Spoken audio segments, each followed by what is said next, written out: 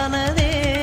காதல் என்ற மந்திரத்தின் மாயம் என்ன, கல்லும் முள்ளும் இப்போது பூவானதே.